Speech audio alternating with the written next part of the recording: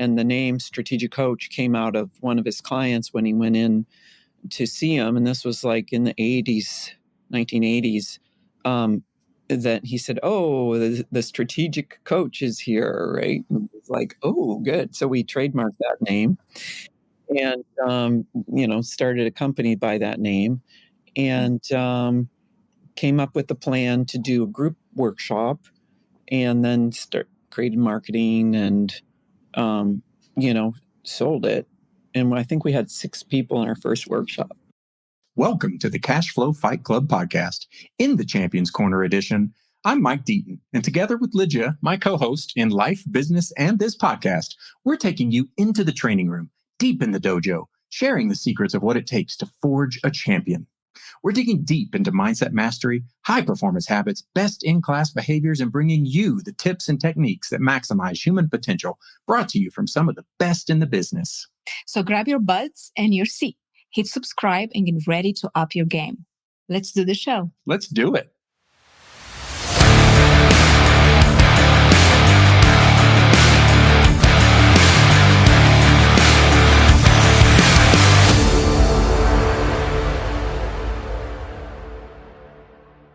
Forging the life of a champion comes at many speeds and in many forms. Today, on this episode of In the Champions Corner, we have a true force of positivity, one badass businesswoman and woman, Babs Smith. Babs has an entrepreneur's energy, a healer's intuition, and a coach's heart, and has leveraged those talents to propel her and her husband, Dan Sullivan, to some amazing heights. Babs took her family's entrepreneurial heritage together with early lessons on the fundamentals of cash flow and combined that with her own business development journey, which she started as a young adult. She forged her outlook and business spirit. And when in 1982, she met the man who's become her life and business partner, just like us, she was exactly the right person to propel their business to the stratosphere. Together, they've transformed Dan Sullivan's early career as a business coach into a $40 million a year and growing coaching enterprise. Inspired by Dan's breakthrough thinking and unique gifts, Babs leaned in and took on the business side of the enterprise, which allowed Dan to fully exploit his unique abilities.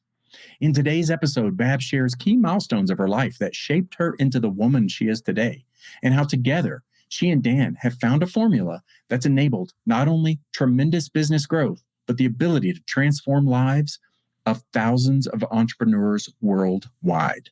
Come join us in the Champions Corner with the inspirational and very colorful Babs Smith.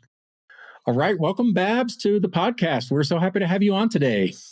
Thank you. Yeah. This is fun. It is fun. Don't do this every day. Yeah, we're delighted to have you on. So this is going to be some good stuff. I know we had a pre-conversation and we know a little bit about you, but excited to hear more. So, let's dig in. Okay.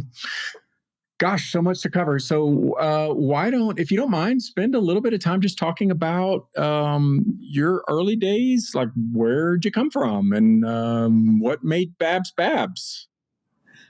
Okay, sure. Small topic. Yeah, really. It's been a lot of years, so I don't know if I can cover all of them. But I met Dan when I was 32 or something like that. So, so I grew up in Detroit, Michigan, just outside of Detroit, Michigan. I, just in a regular working class family and went to Catholic school. No. Played basketball in school, was always on my bike, and all the things. We had 5 kids in the family, and 3 of us sisters shared one small bedroom, and my 2 brothers shared, another small bedroom. We had 1 bathroom. I don't know why I bring all that up, but hey, it's essential that's where I came from. Yeah. That's what you said. Where'd you come from? Yeah.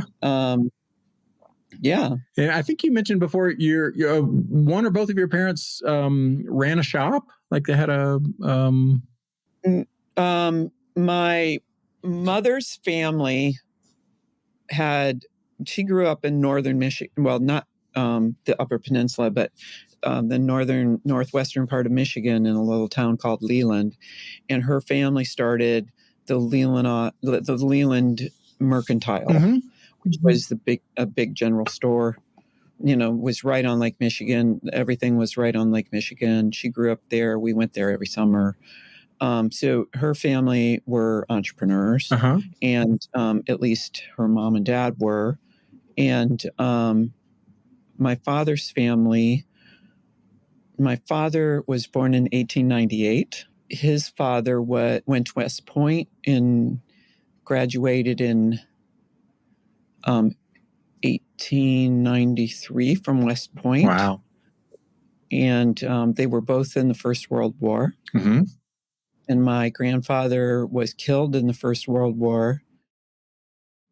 And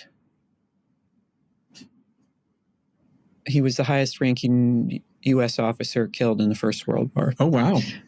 Okay. Yeah, he was in the cavalry. Uh-huh. I guess it was mostly, it was a lot of cavalry in the First World War. A lot of horses were really a big part of it. Right.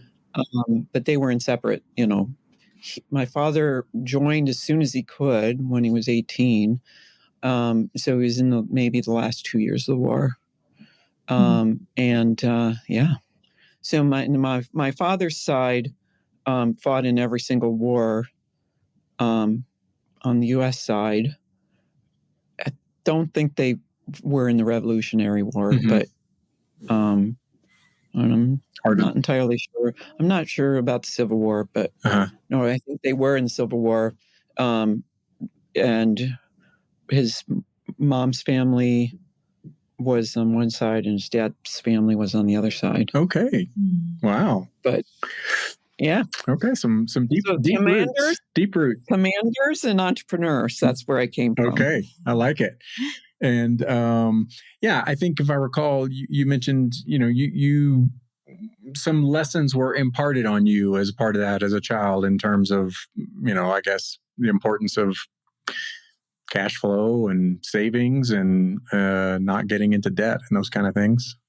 Yeah, my mom, when I don't remember exactly when, I think it was like when we turned 12 or something, she took each of us to the bank at a certain point and opened a bank account for us, for each of us.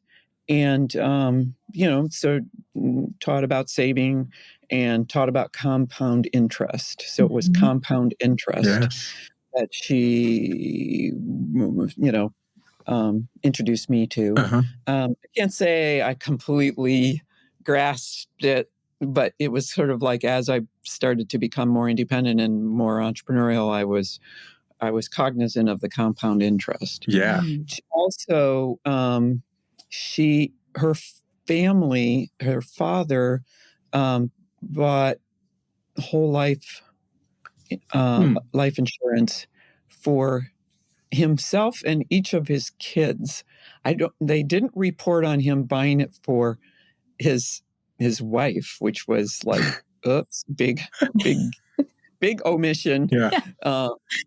But anyway, he had at one point they had 9 kids in the family. And so he had 10 policies and that were growing in cash value, right? Whole life is like cash value life insurance. And so every one of her kids that graduated from high school, they bought us whole life policies. Wow. Life insurance policies. And they paid it for, I don't know, while we were in college or something. And then we were supposed to be taking it over, but I don't think any of us did. That's a hard thing as a young adult to, there's so many things you can spend your money on and need to. And I didn't know, what to do or anything. And I, so that went by the by, but I even have a newspaper article by a local newspaper talking about with a photo of my grandfather and my mom and, all the kids up to that point, and about how he had life insurance policies on every single one. And, that made a big impression on me. And then when we got into business with Strategic Coach. One of the primary client vertical markets was high-level life insurance agents, and then financial advisors and that sort of thing. It wasn't financial advisor focused, but that's who our clients were. So there was conversations about being an entrepreneur in that business. And they were great referral sources. So they referred other advisors because they didn't really feel in competition with them because it was so relationship focused. Yeah. And they're high level clients too that were entrepreneurs. So that was really interesting start into that. So you mentioned university. Did you go to university then out of high school or? So, yep, went to Michigan State University. Okay. And Spartans? Yep, Spartans. Okay. And Dan says I majored in chemistry, but it wasn't kind of chemistry that personal that chemistry. you're talking about. Personal and chemistry. I'm not going to say anything more about that. That's awesome. There was 3 components to it, but I'm not going to we'll just leave that. Yeah, we can leave it at that. Yeah. Fine. And then I never graduated from university because my interests were too broad and I didn't find it that practical. So, I'd like to actually be practicing things that I'm learning. And and I had really broad interests, and when it came time to look forward to some sort of degree, maybe a year later, that I was going to have to do 2 years instead of 1 year to make up enough in one degree focus. Yeah, to get specialized in some discipline to have a specific major. And I didn't really have one that I wanted to do that they were teaching. So I didn't complete, and I think I did 4 years, but I didn't complete. And then I moved to Tennessee. Okay. With to be with some people that somebody I knew from university was from there, I went on a trip with a few people, and including him, and we went there to visit. So friends of his had a farm that they bought in the mountains, and this is gorgeous in the Appalachian Mountains, and so it's Upper East Tennessee, and we went there and we visited and we had a great time. We went hiking in the Smoky Mountains and all that, and then the family there invited me to come back for the winter, and I accepted. So I ended up there for almost 4 years, not all with that same family, but moved to another farm, another piece of property up further back in the mountains. And how I made my money was, and I was living with a couple other people who were craftspeople, and we were weavers, and I wasn't a weaver, but they were weavers and woodworkers, and I made quilts and wall hangings, and that's how we made our money. And then we started a little cleaning company to supplement our income, where we cleaned local homes and stuff. But we lived, interim to the place in Tennessee. We lived in outside of Bristol, and I think it was on the Tennessee side. I can't remember. So Bristol, Tennessee, on a 17,000 acre property with cattle and chickens, and just up over the hill was a whole mountain valley with it was gorgeous. Mm. So I got sort of seduced by Yes. Upper East Tennessee. Yeah, 'cause- lifestyle and living in a beauty. And then it sounds like you guys just, you and your friends found ways to make ends meet. So Yeah. We did you already know how to quilt, or did you learn how to quilt? I learned how to quilt from my friend down in the first place that we lived, or that I lived. And she was a fantastic, very creative quilt maker. And so I learned all that. And, I had sort of an eclectic style and, made a bunch of quilts, and we sold. And so the three of us that lived outside of Bristol, we would go to craft fairs and sell our stuff. And there's a place, I think it's still there, but I'm not absolutely sure, in Abingdon, Virginia, called the Cave House Craft Shop. And their craftspeople were featured in Foxfire, a book about like mountain crafts. And so the Cave House was situated over an entrance to the Underground Railroad during the Civil War. So taking people up to the free out of slavery and escaping. Wow. Yeah. What a romantic time of life, kind of sounds like. Are you still doing quilts today? Pardon? Are you still doing quilts today? Do you quilt? Still what? Do you quilt today still? No, I don't quilt still. So if you know about Colby profile, I really have I'm a 3392. So I really if I'm striving in stuff with my hands, it's not something I'm going to carry forward for the rest of my life, right? Because I was more on the quick start side, where I'd put all these crazy things together and come up with new designs and stuff. But I have photos of some of my work, but. So that's great. So you guys ventured off of the campus of Michigan State and headed to the mountains of Tennessee, and kind of found a way to forge a life, at least for some period of time. I made soap, corn husk dolls. I learned to weave. I did some weaving, but I didn't sell it. And probably a handful of other things. We raised chickens, and our landlord wanted us to become like tenant farmers. And he bought us 2 pigs, little piglets, and said we could keep the female if we took care of the pigs and fed them every day. And he bought all the feed and everything. So we had to close up the chickens at night and feed the pigs. And our rent was nothing. It was all free for that. Yeah, just for doing your part on the ranch. It was cattle guard at night, so the cattle didn't try to get across. Close the gate at night so the cattle didn't break their legs on the cattle guard.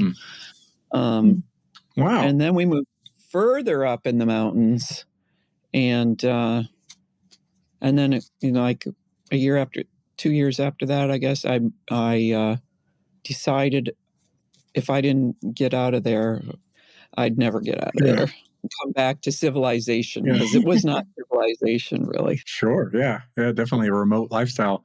What was your next move? What was civilization in those days? Well, I ended up going back to Detroit for few months, and then I moved to Toronto and shared a place with a really good friend of mine from college who had moved there after graduating from university. And so, and this is a long story, but it's okay. It's great stuff. It's really getting into, a little bit your mindset and your. He had a friend who had a place on Toronto Island. So if you've ever been to Toronto, there's an island right at the south part of the city, across the harbor. And it's had a community there of people since probably the early 1900s somehow. And there's no cars. except for like service vehicles and police and fire. And it's a wonderful little community. And this friend had a home there, their little homes, and she wanted to move to London, Ontario, to be with her boyfriend. And so she sold us a house for something like $3,600. Wow. And so we moved there and took the ferry back and forth. In the winter, sometimes the place would get iced in, so you had to take a bus to all the way to the other end where there was an airport, and they kept that gap, between the city and the airport open so that deliveries could come and go, and so that the people who flew in and out of the airport could get in and out of the city. Yeah. Mm-hmm. And so it was a unique community, and it got a little bit claustrophobic after a while. Uh-huh. Mm-hmm. And at what point, so I believe you started your own business or kind of went in your entrepreneurial spirit as well. What point did you decide, or did you figure out how to ramp up something on your own? Well, I was always self-employed, obviously, with my, then I was selling wall hangings and all of this. And but somewhere along the line when I lived on the island, the other thing is that one of my goals in moving to Toronto was to learn healing arts. Mm-hmm. And I wanted to learn like shiatsu, Japanese and Chinese medicine. But I also had learned through trading off with a friend in Lansing when I was at school, how to do massage therapy. Mm-hmm. And I met a massage therapist there who wanted to start her own school. And she talked me into starting massage school, but there was no massage school that was good enough there. So she started her school right then and there.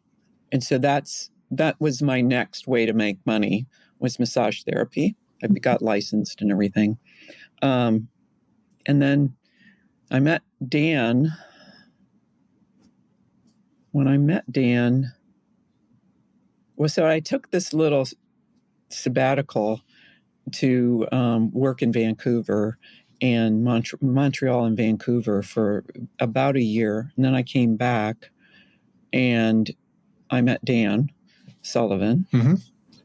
And, we got connected, and we were always sharing what we were doing back and forth. You were practicing your chemistry degree. Yeah, because I was excited by what he was doing, and he was excited about what I was doing. Yeah. And he took me through the first iteration of the strategy circle at that point. And that was sort of the start of our kind of partnership, even though I had my own business, and he was a consultant at that time. And then, as Dan likes to say, we met each other at a conference. He was the last one to enter the room, and there was a seat next to me, and he sat down into it. And, pretty soon, and he likes to say, there was him and then there was me. And he was like checking me out, I guess. And I said, "What are you looking at?" And he said, "You." And I say, "Yeah, and and then he likes to say, and then we're in our 40th year of and. Right? Yeah. So that's great. It's beautiful. Yeah. So what were those early days like? Dan was doing some business consulting, had a lot of innovative ideas. You were helping him. In what capacity kind of would you help? He had developed that amazing thinking tool that we call the strategy circle. Mm-hmm. And it was total quick start move, right? So he was supposed to have done a certain thing he was a consultant for the Privy Council, so Pierre Trudeau's cabinet. And one of the cabinet ministers, he was going into a meeting, and he didn't have his presentation that he was supposed to have for that.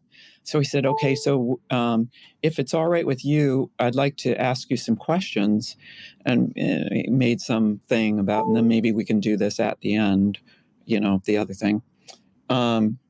I don't know what he was going to do if they said, okay, now it's time to do this. But he said yes. And he knew that cabinet ministers were always besieged by stuff and by people, by their constituency, by everything. It was hard to focus on what they wanted to achieve for the ministry, because in Canada, it's parliamentary government. And so you're elected as a member of parliament for a riding, and you have a constituency. And not only are you in charge of whatever it was he was in charge of, I forget exactly what, and that's really big things. He's also in charge of his riding, and people would call him up and say, my garbage collection just doesn't happen the way it's supposed to happen, or, they're not clearing the streets in my neighborhood and stuff like that. And he would obviously delegate things off to other people, but he had to answer to his constituents, for one thing. But there was always all these different things that were going on. Mm-hmm. And he says, so if we were meeting here and it was at the end of the term, from today, what has to happen for you to feel happy with your progress? What 3 things that if you get these accomplished, you will feel good about it? Mm-hmm. And so he was writing on a flip chart, and it was the minister and his main, people on his team, and he just would take their answers, and then they narrowed it down to 3 things. And then he said, okay, so what are the obstacles to that? Yeah. And wrote them all down, and they started to pick off the obstacles. And at the end of that meeting, they said, wow, this is amazing. This is really great. They had that, yeah. You know what I'm talking about. Yeah, it's achievable here. We can do this. Yeah. And they said, can we do this again at our next meeting? So, and that was the beginning of the strategy circle. And, so that was how the strategy circle got established. That was before me, but not long before me. And he shared with me about the strategy circle, and then he took me through the strategy circle for myself and my business. And it was all based on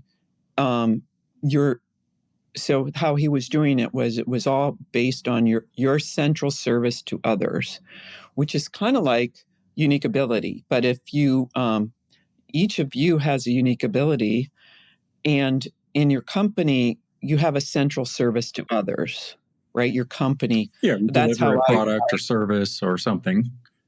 Well, it's not even so much product focus. It's like, what do you do for the people you want to be heroes to? Mm-hmm. Right? Like, what do you have to contribute to them? Right. And so that's a combination of the two of you, and then what you've been developing over time. And took me through what I wanted to, what my central service to others was, and then where he used to call the demand. What are the demand situations? So what gets in your way? That's the obstacles.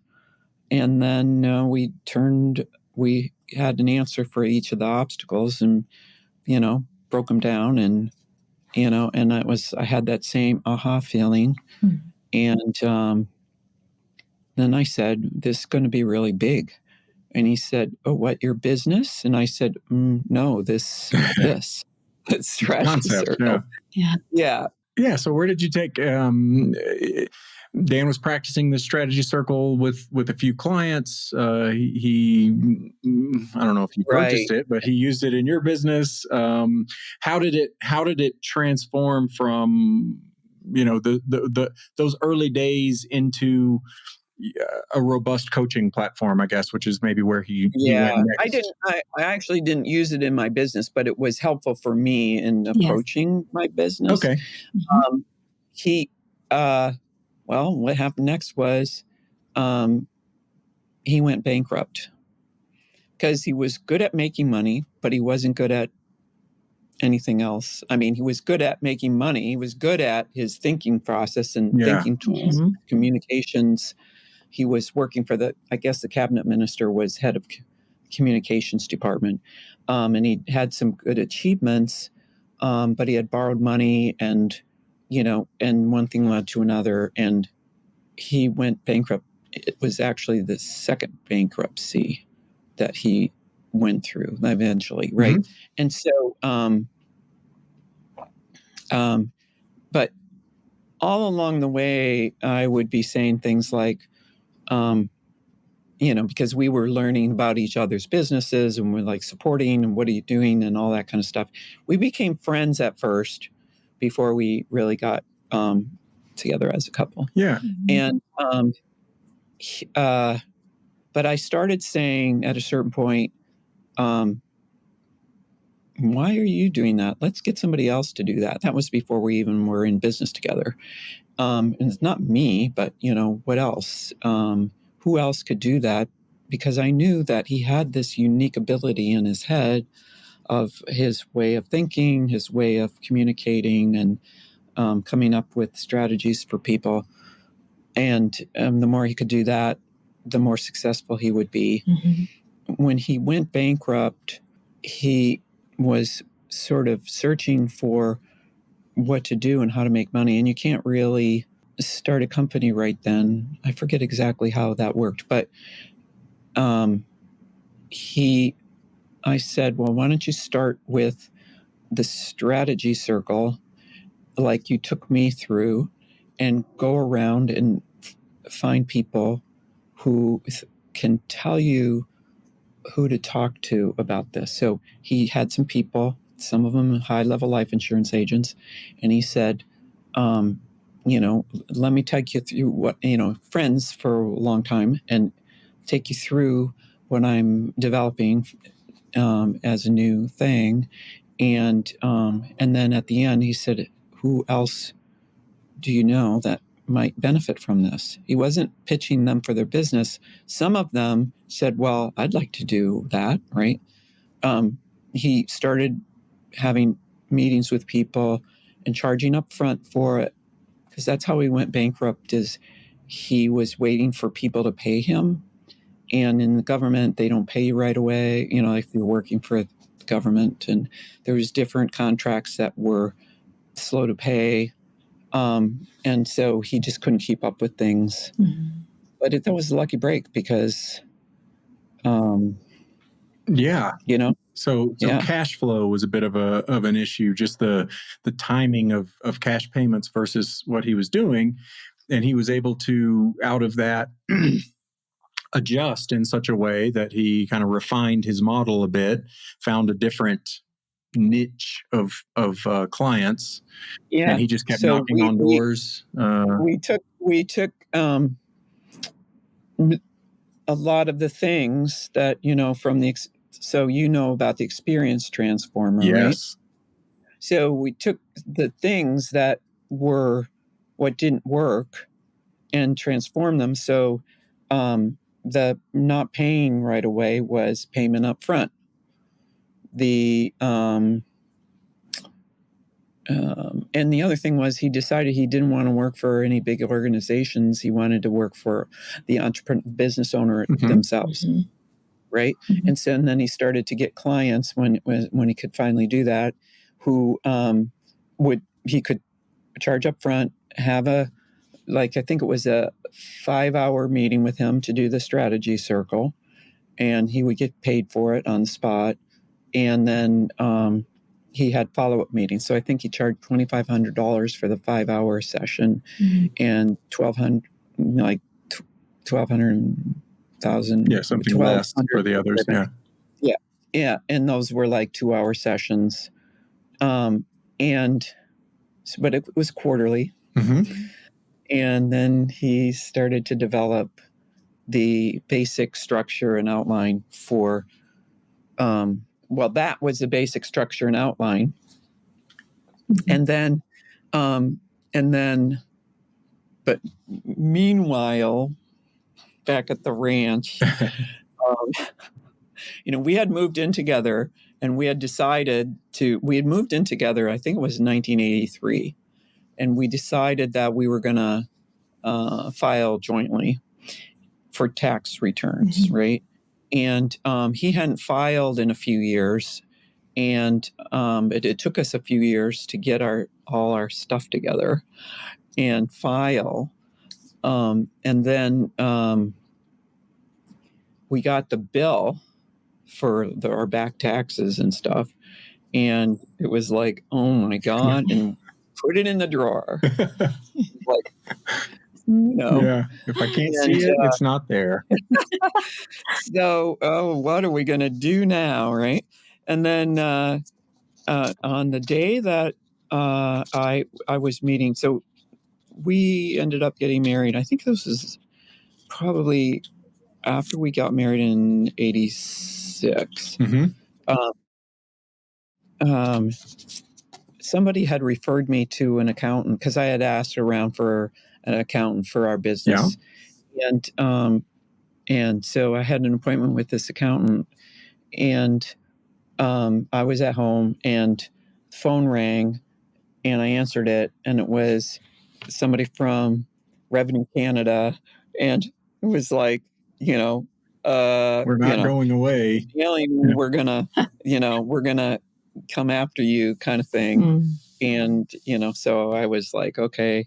And then we hung up from that. I was really freaked out and upset. And I had forgotten to go to, the next phone call I got was from the accountant saying, we had an appointment at, 10 minutes ago or something like that. And I was like, okay. Oh, I was like so upset. I was obviously rattled. And he said, well, can you come now? I'm open. You can come now, right? So I drove up there and I met with them. And that was a big who for us because he got me into his office and he said, what can I help you with? And I just burst into tears and told him the whole story. And he said, oh, no, you don't want to. What did he say? Right. He had no judgment. He said, oh, you don't want to owe Revenue Canada because. Which is like the IRS here in the U.S., right? It's yeah. Right. Yeah. Yeah. Because what did he say? I forget what. Effectively, they have a lot of authority and power. Yeah, because they're charging you interest. Yeah. It was taxes and penalties, right? Yes, interest, penalties. Yeah. And he just. But the other thing he said right off the bat is, okay, I don't ever talk to them again. Just refer them to me. And I was like, okay, I'm all for that. Yes. And then we went through the whole thing, and he worked out not a deal for not paying the whole bill, but a deal like for scheduled payments and stuff. And he always ran interference between us and them. So we got out of that hole. But it was amazing. I wish he was still here with us. I mean, he retired. They sold their practice to a big firm, but he was really the best accountant we've ever had. Yeah, this is a topic I'd love to stay on a little bit. So you touched on Who Not How, which is a great book by Dan Sullivan. Anybody who hasn't checked it out yet, I highly encourage, especially if you're an entrepreneur. But we talked to we personally struggle with growth and scale for exactly this reason, like finding the right who's and having the courage to find a who and pay a who and do this kind of stuff. And actually, we talk to so many people in Strategic Coach that have exactly the same, they're like, gosh, it's just such a struggle to go from a solopreneur to a small company where I have resources that do this. How did you guys go about doing that? Because it is, there is a struggle between paying your bills and paying someone to do, taking less profit and distributing it with the faith that down the road, the business is going to thrive and flourish and be even better because you found these right who's. But what was the process? So an accountant, it sounds like you guys maybe was your first move or one of the early moves. I mean, conceptually, I think everybody can understand it, but how did you have the courage to put it into practice Well, the accountant, it was no question. I mean, Yeah. we just really needed that, right? It was a gradual process of, like I said, why are you doing that? Let's get somebody else to do that. Mhm. So we would pay them to do it. And it was some of them were part-time, like a bookkeeper. And then we gradually added other people, but not necessarily full-time. Sure. Yeah. We found an assistant, somebody who was a friend, to be our assistant, but she was really a better salesperson than an assistant. We found out, and we needed something to sell. I think we already had her when that whole insurance. The whole bill came due, tax bill, and so when we had got the tax bill, and before we got the tax bill, and then had the meeting with the accountant, but we were still we had gone out to dinner, and what are we going to do, right? Because we had to pay the tax bill, and we had to pay. We had to, grow, and Yeah. Dan was sort of maxed out in terms of how much time he could sell. Right. So he was selling time, and then he said, okay, well, let's start a program where we can do like 6 more people at one time. So coach in a group type setting. Coach in a group. And actually that worked out. So we said, okay, and then we can get Susan to sell it, which was brilliant because, she was really great at it. And did you do that on a commission basis? Did you say, hey, it was all straight commission for the first number of years, right? And that's how Strategic Coach was born? Yeah. Somewhere in there, that's how Strategic Coach was born. Dan was still doing the personal coaching, it sounds like. Well, Strategic Coach program was born there, like you said, Lydia. And we incorporated before that. So, and the name Strategic Coach came out of one of his clients when he went in to see him. And this was like in the 1980s, that he said, oh, the Strategic Coach is here, right? Wow. Like, oh, good. So we trademarked that name. Nice. And, started a company by that name, and came up with a plan to do a group workshop, and then created marketing and, sold it.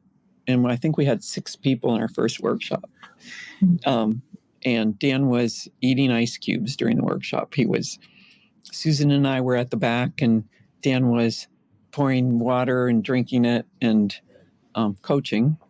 He had tools, and he had, we had a workbook and everything. But and then when the water ran out, I said, oh, if he keeps drinking like that, we're going to have a break soon. And then he ran out of water and started eating the ice. It's pretty funny. Anyway, but so I think he was still doing some one-on-one clients, but he was giving them sort of like a deadline, like, okay, I'm going to move into, you need to do the transition. And they were like, well, why would I do that when I have you? quarterly. And, but it turned out to be way better because it was 8 hours. There are other entrepreneurs in the room. You're talking to other entrepreneurs. You're sharing your answers to the questions. And you don't have just one coach. You have, other coaches in the room because you can learn from each other. Yes. And we don't, and they, Dan really wasn't into giving people the answers, even in his one-on-one coaching. He would coax it out of them because people know what's the best next thing for them to be doing for certain things. It's just that what Dan is dedicated to doing is having people appreciate their own experience and wisdom, right? Not just having other people tell them what's best to do. Yes. Because we were only working with already successful people. But, and so once people would join the group, they started feeling really, really good about it and then referring other people. And I think we did our first group workshop in 1989. And, and then we just started growing after that. Maybe so for anybody not familiar with Strategic Coach, can you give just a quick overview of what it's about and how it works? Sure. So we've, it's grown a lot over the years and it's developed and stuff like that. But it's really the best way to do it is to figure it's a 3-year commitment, because to have lasting change, it takes about 3 years. But every single workshop is quarterly. You get more confidence and you develop a game plan, and everything compounds. So it's different tools and strategies to incorporate, but you don't have to do everything every quarter. And it's like a lock, locks, like a canal where you take a boat and then you go up to a higher level and then you enter into that. And little transition stages to get from one place to another. Yeah. Right. And it's, so it's a year financial commitments, a year at a time. And you, at the end of the first year, you commit to the next year and so on. And we have a lot of people who've been in for over 10 years, and we have a number of people who've been in for over 25 years, and a few people that have been with us almost since the beginning, amazingly enough. Because every quarter they get new, and they come in, they come out with a freshly washed brain with new insights and new understanding that they're getting from their insides through these fabulous thinking processes that Dan created. So it's only for entrepreneurs and all the coaches. So now we have 17 or 18 other coaches besides Dan, and all the coaches are entrepreneurs, and they've all been in Strategic Coach for definitely over 5 years, but many of them have even been coaching for us for 25 years, up, between 10 and 25 years. So, yeah, great concepts and programs. Yes. And you're exactly right. A lot of or maybe a better way to say it is, as much of the learning comes from the peer group as it does from, the concepts and the tools, just being able to bounce ideas off of one another. Also, we find comfort in knowing that there are other people going through the same struggles that we go through. That's absolutely right. We're not unique in any of those ways. So that's a big part of it. And so to get back to the cash flow business, right? So, because that's what drew me in with you guys was, I'm all about cash flow. Yes. So I'm all about having an operating reserve, having, your cash, enough cash tucked away. And as Keith Cunningham would say, keep your powder dry. Mm. right? Keep your powder dry because you might need it. And then we had Yep. those big, we've gone through a number of downturns. And for us, the best thing we ever did was sign up for cash value life insurance. So we have a lot of cash value life insurance. We have a line of credit using the cash value as collateral with a bank, and we get, I mean, it's not such a great rate now, but it's a great rate compared to some rates because Sure. it's like prime minus something, and that really saved our bacon, like on 3 different occasions to have that. Because as my mom said when we were growing up, you don't want to rely on the bank for money because they only loan it to you when you don't need it. Oh, wow. Yeah, that's great. That was what she learned from her parents when they had the store. So, yeah. Yeah, it is such a valuable concept. It's really hard to do for a lot of entrepreneurs, at least in the early days. And to your point earlier in the podcast, for even young adults, I mean, it's hard because life, there's so many needs, and then there's the wants on top of that. So it's hard to think too far in the future or think, how can I keep a reserve when I can't even pay what I need to pay today? But yeah, it is very important and it helps you weather storms. But there are other ways. Definitely. Well, cash value life insurance, it grows, and then you can borrow from against it, but it's still growing while you're paying off that loan. Yeah, it's a wonderful tool. Yeah. So, and pay yourself first.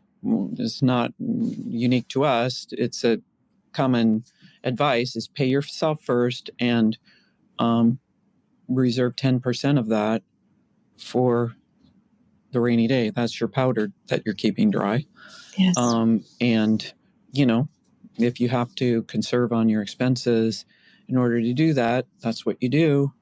Yes. Living by the basics. It's all those simple things. They are. But society and the whole environment we live in pushes a different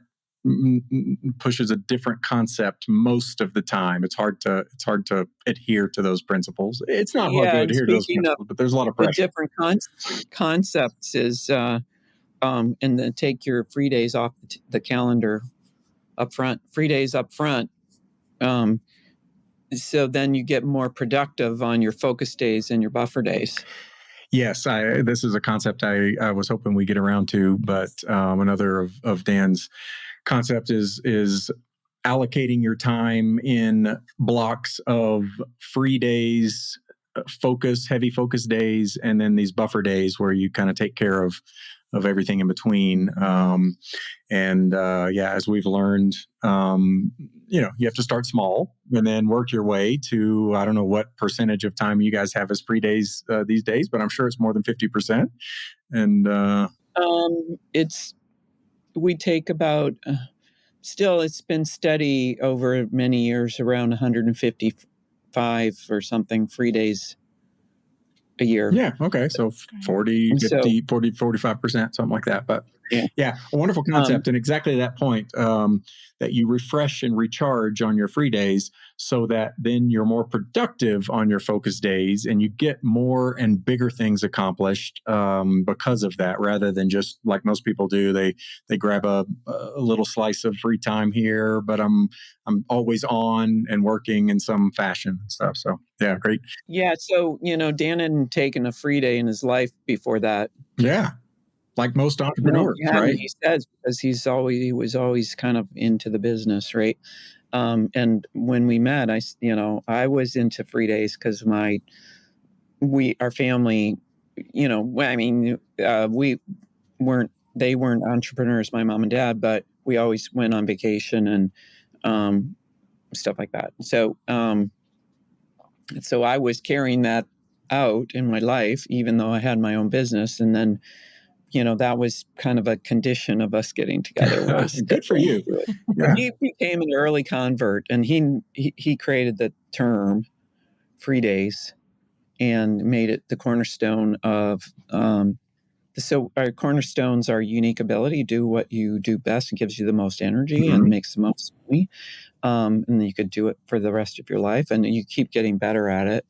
And the time system, which free focus and buffer days.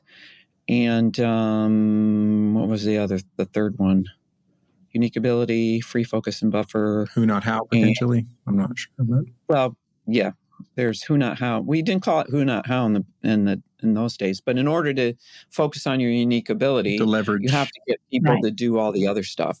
You used to be just delegate to your team so Right. that you can focus in your unique ability. Right. Yeah. So, Yeah, and I anyway. like the way, I don't remember if it's 10x is greater than 2x, Bigger. but in one of the books, he uses It's easier.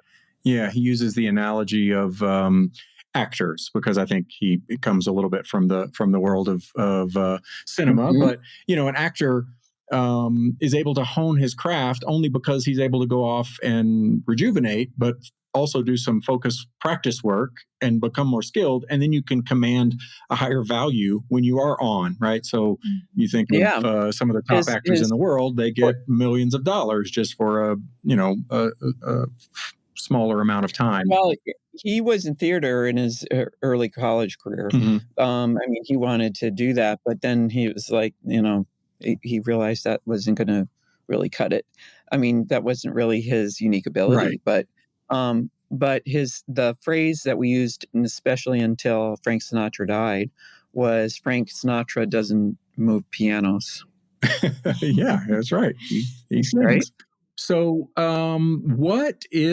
what's next for you and Dan and Strategic Coach? What's the vision going forward? Well, one of the recent exercises that Dan has been doing with Free Zone and in a couple of different ways. It's called Your Best Decade Ever. And it lists out your most important accomplishments over the last 10 years. And then you get to focus on the next 10 years. And it could be, it's in your business, but it's also could be in your personal life and for your health and fitness. But you list, it usually ends up mostly business related in the next 10 years.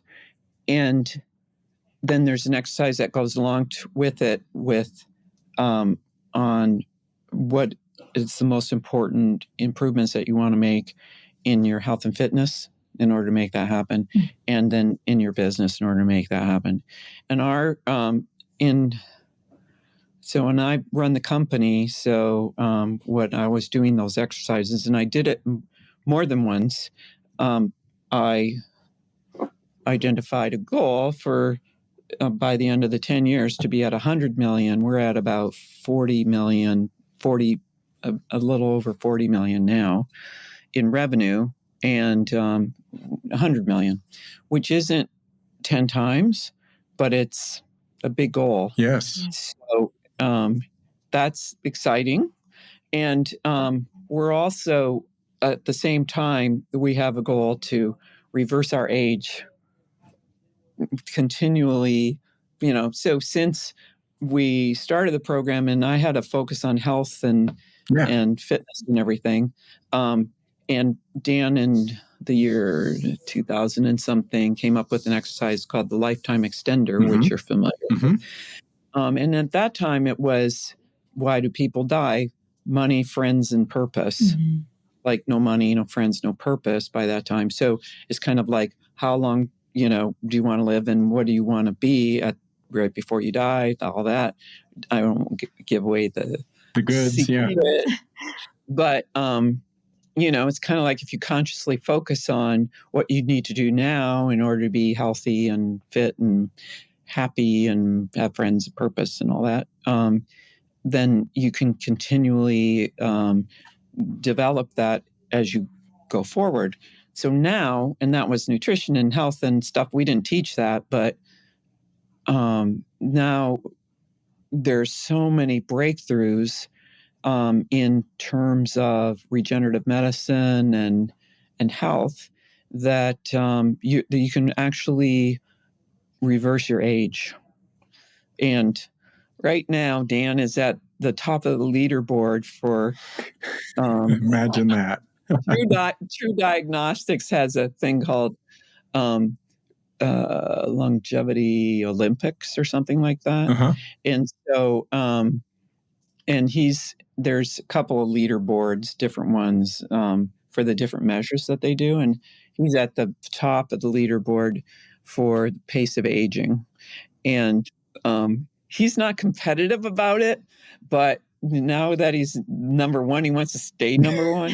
But we were always doing this, and we've been going back and forth to Buenos Aires to have this really mind-blowing special stem cell treatment.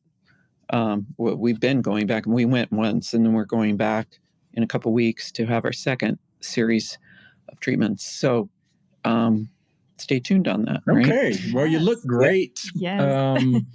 You're vibrant, both in color and in vitality. Yes. So we love that. We wish you guys all the best. I know your time is.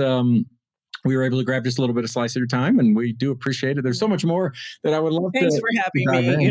Like I said, I've never done this before, so oh gosh, I've got a little in the weeds in the first half, but that's okay. It's all a part of the journey and the story, and it helps tell the narrative. So yeah, we really appreciate your time, and we wish you and Dan and the whole crew nothing but success with Strategic Coach. It's a wonderful program, and really any listener out there, I highly encourage you if you're an entrepreneur to pursue that. It has so many great tools and concepts and ability to accelerate your business growth. But all the best, and thanks so much for coming on the show. Yes, thank you. Thank you very much. I love talking with you. Likewise. For those of you joining us today, we hope you enjoyed this time in the Champions Corner as much as we did. Got some awesome takeaways, and most importantly, will take action to continue living your best life and maximizing your potential. Mindset is such an important aspect of life, and when coupled with action, delivers undeniably powerful results. Please subscribe to the podcast to hear from more great guests and get the latest mindset mastery insights and cash flow matchups. Again, thank you so much for investing your time with us, and we look forward to seeing you next time on the Cash Flow Fight Club podcast.